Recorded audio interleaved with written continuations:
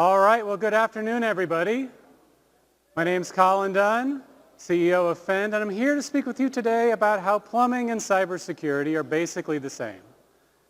And we're going to talk about why, for everybody who's here today, that's a very good thing. But why are we talking about plumbing here? Well, so often when we're in OT cyber, we talk about the work that we do in terms of protecting the mission or making sure that clean energy and water get to the people who need it, or that we're here to save the world. And though that's all true, it's really a lot to unload on somebody at a dinner party, and certainly at the people that you're trying to negotiate a budget with. But when it comes down to it, there's so many similarities that if maybe we can communicate what we do in OT cybersecurity in terms of plumbing, we'll be able to relate the importance of what we do to these teams that we work with every day. Is that how you feel during a cyber attack? First, you're not quite sure what's happening. Then maybe you're starting to believe that you've got a problem here, but you're praying that it's going to go away by itself. This isn't really what I think it is, but oh no, the damage starts to spread, and boy, this is something starting to get out of control. And then as you try to fix things, you might be actually making things worse because you forgot about the ways that this was connected to that. That's particularly true in OT. And then finally, you start getting things under control. Not fully fixed yet, but just good enough that you can start the cleanup and try to figure out how to make sure this never happens again. But not only does it feel the same way to experience a cyber attack as well as a plumbing emergency, other people feel the same way when they hear that it's happened to you. They say things like, oh, don't worry about it, whatever we were doing together today, you take care of that. Or just don't worry about it, you clean up that mess. And they may not want to help you clean up that mess, it's a bit yucky, but they feel for you. Now, why am I specifically talking about this? Well, I'm a mechanical engineer, done a little plumbing before I got into cybersecurity, so this is a topic that's near and dear to my heart. And when I proposed to Dale that I present on this topic, we agreed it'd be a good idea to come up here and have some fun, maybe have me dress like a plumber, and I thought, oh my goodness, after I promised this, what does it mean to dress like a plumber? Well, if you asked me almost 25 years ago at the turn of the century what it means to dress like a plumber, this is what I would have told you. There I am in the middle looking like Freddie Mercury on Halloween, having a good time with my friends, but this is before I'd certainly had an apartment or a home and understood anything about plumbing, and I didn't have any work experience, and so I would have told you this is how a plumber dresses. But life has gone on, the world has changed, we've drifted apart, we don't talk to Toad anymore, Mario and the princess got together, they live near me, they're still happily married, but don't worry, I'm happy too. And this is not how a plumber is going to dress. You learn over time that you've got to be prepared for action. You've got to dress for the job. And so what is a plumber going to wear? They're going to wear something that's presentable enough to talk to a stressed out customer.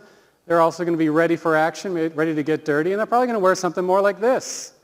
And there's a lot of this outfit out in the audience today, and this is the sort of thing you might find with the engineers wearing in your sock, if they're going to a wedding maybe, or maybe their own wedding. But still, it's the sort of thing that is what you need to get the job done. Besides, this presentation isn't about how cybersecurity is a lot like Mario. And even if it was, we wouldn't be talking about this guy. No, we'd be talking about this guy. Because we're talking about OT. We're talking about the classics. We get brought in to deal with the classics. And by the classics, I mean, boy, this stuff was cutting edge decades ago, but now it's actually a lot harder to work with than I remember. And usually we get called in when it's not in very good shape. This is when the plumber gets called in as well. They say, come in and fix my problem, make everything work like it used to work, even if it didn't work like it used to work for quite some time now. They bring us in when there's a cyber emergency or a plumbing emergency, when things are in pretty rough shape. But what do people want us to do? They want us to make sure everything worked as well as it did, and they want us to spend as little time and money making that happen as possible. And they don't understand all the hard work that goes in to making these systems function flawlessly. And I've got a great plumbing quote here that really summarizes the work that we do in OT. When you do things right, people won't be sure you've done anything at all.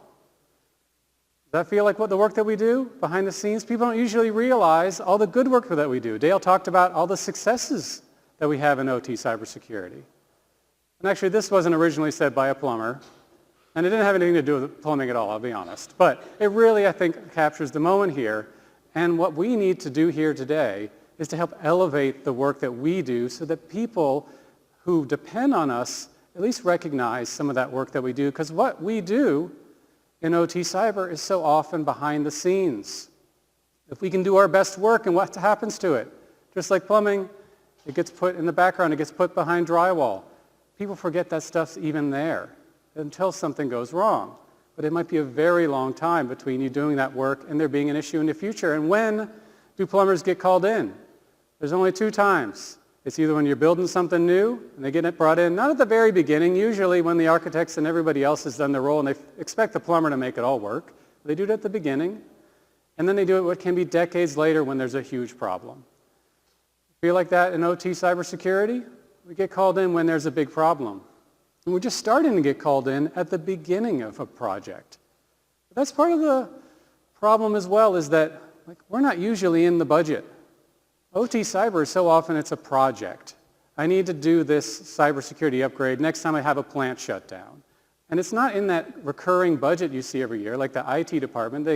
They set some money aside, 10%, whatever it is, for cybersecurity. They expect to get that funding, they expect to spend it well, but it can be like pulling teeth to get your manager to approve a procurement on the OT side. And we need folks to recognize that this is an investment we need to make. There's a lot of deferred maintenance we have here in our infrastructure that we need to start chipping away at and do this not on a one-at-a-time project, but really apply a different budgeting technique to this. But there's so many other similarities between plumbing and cybersecurity. We basically have the same objectives. We need to maintain flow. We got to get stuff where it needs to go. We want to make sure there aren't any blockages, no clogs, because otherwise you have some pretty expensive infrastructure that's not doing its job. And we also need to prevent leaks. We don't want people to get information they're not supposed to have. We don't want that data to be exfiltrated. People might be harmed. But also, on the plumbing side, we want to make sure that the water is going where it's supposed to go. Because often when you have a leak, and this is true on the network side as well, you may not realize you have a problem until months, if not years later, that something's been lurking.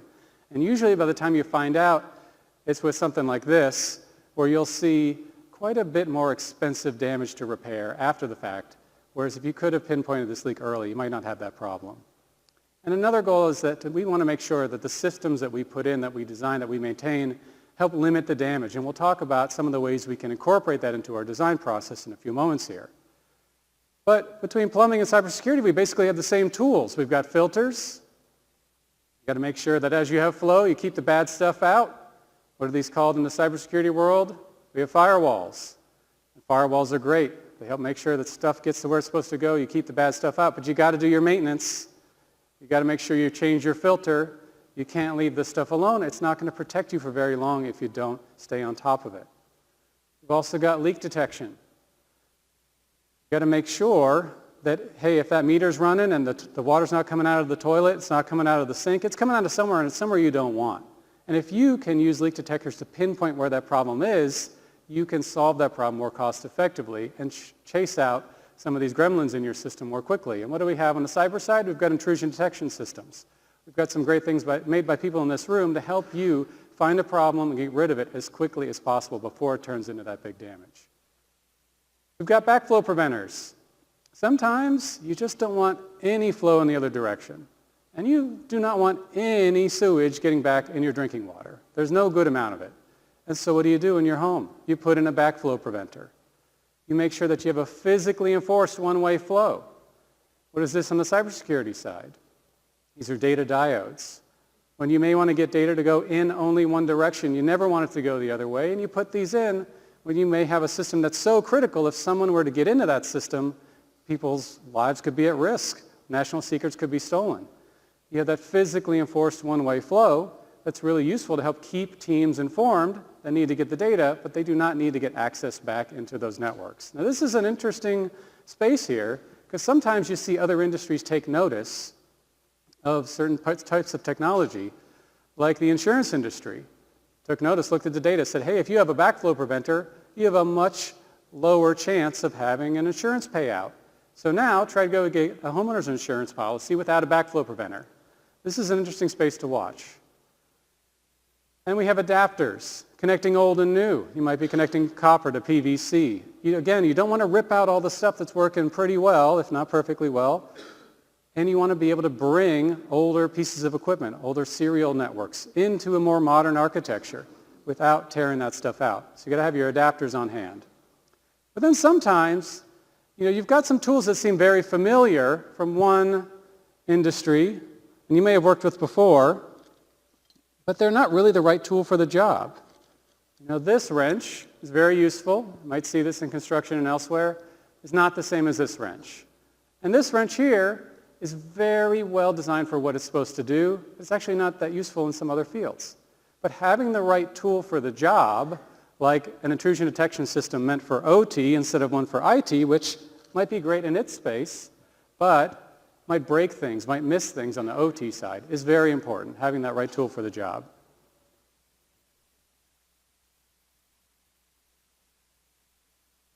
Now let's talk about what we can do from an engineering perspective that's inspired by plumbing to help limit the damage, to help limit the physical consequences if somebody were to hack into a system to take control.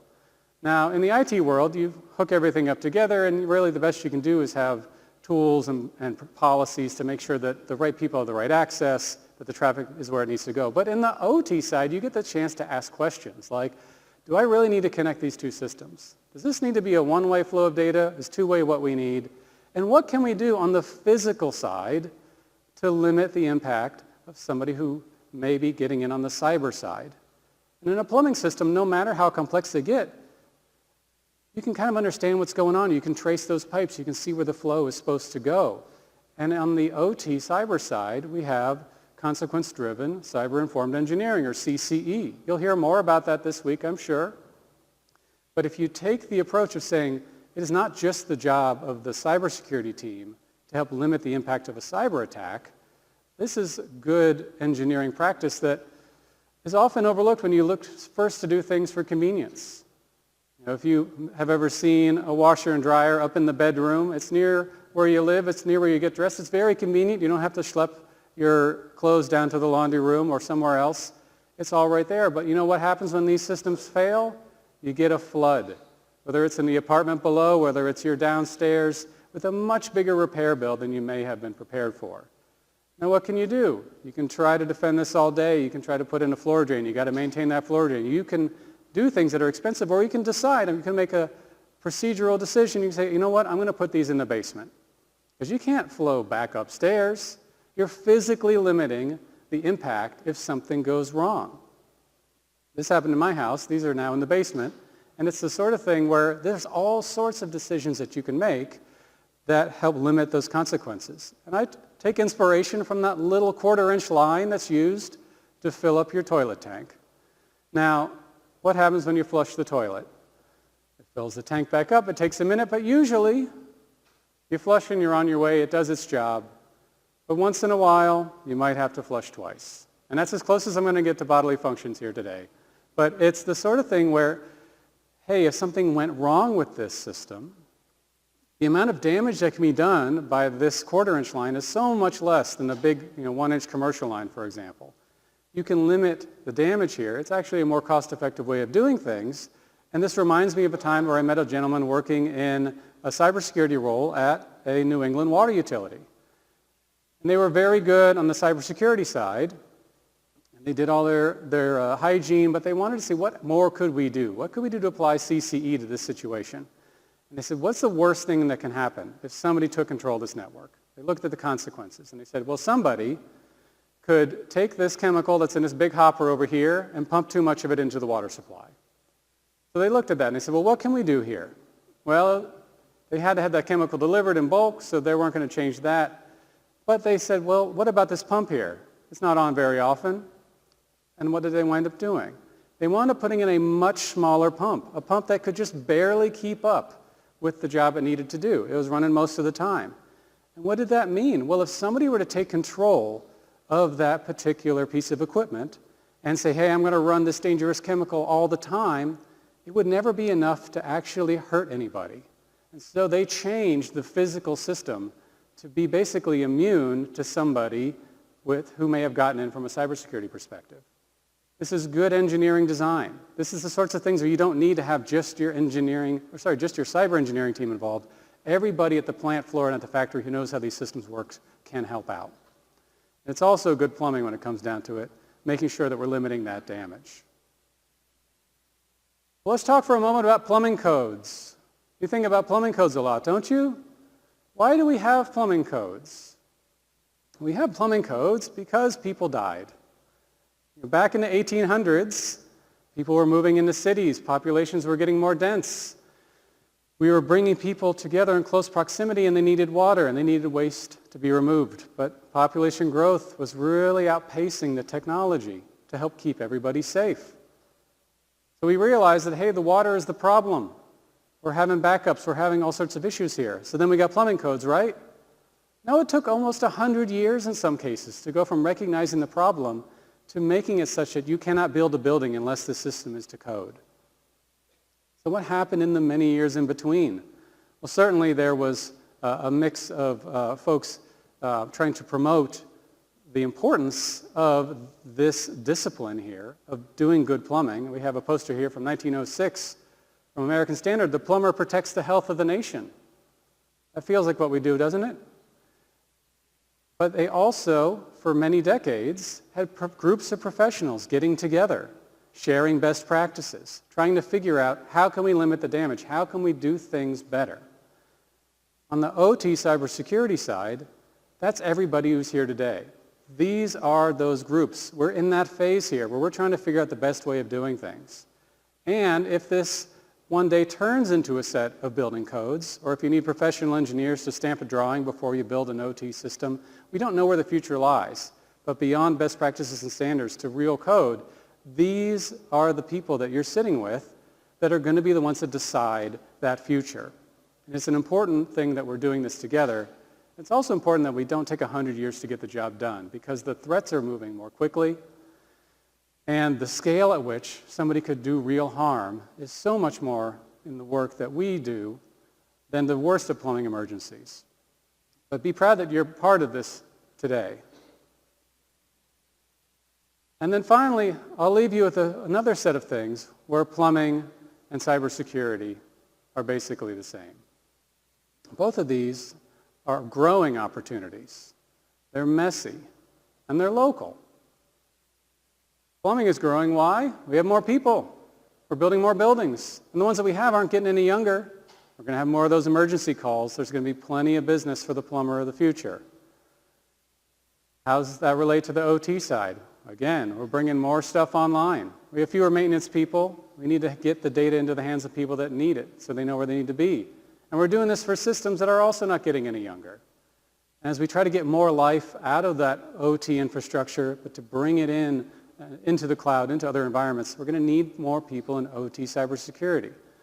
And if you're in OT today or thinking about getting into it, be proud that you're here, or please join us, because there's going to be a great opportunity here for your career.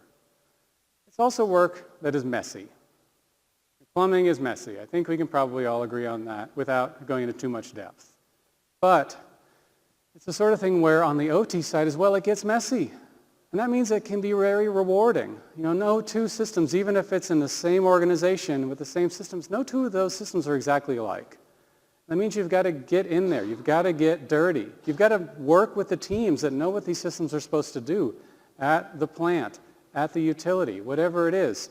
You're going to get in there, you're going to get to be creative, and you're going to get to know the teams and the communities that are impacted by this infrastructure. And that gets us to the third point here. And that's that OT is inherently local, much like plumbing, where with plumbing, it's very hard to outsource that. And it's very hard for a machine to take away a plumber's job. It's the sort of thing where every community needs their plumbers. Every community needs the OT cybersecurity team. Because these are the sorts of roles that not only are hard to outsource, but they're different from IT security in a lot of ways, where it seems like the future of IT security is I'm going to fight bad guy AI with good guy AI. That seems to be the strategy. And I tell you, if you're in an IT cybersecurity role and you can do your job from anywhere, a machine probably can as well. But on the OT side, if you want to have a few more good decades of a career and you want to meet those people and work with them who are really impacted by your work, being in OT cybersecurity is the path for you. So, hopefully we can all agree that plumbing and cybersecurity are basically the same, and that we need to work together to maintain flow, to prevent leaks, to make sure these systems are working as well as they can, that we limit the damage, and that we're here to protect our communities. So plumbers among you, those in OT, I want you to grab your tools. We've got a lot to do. Let's get to work.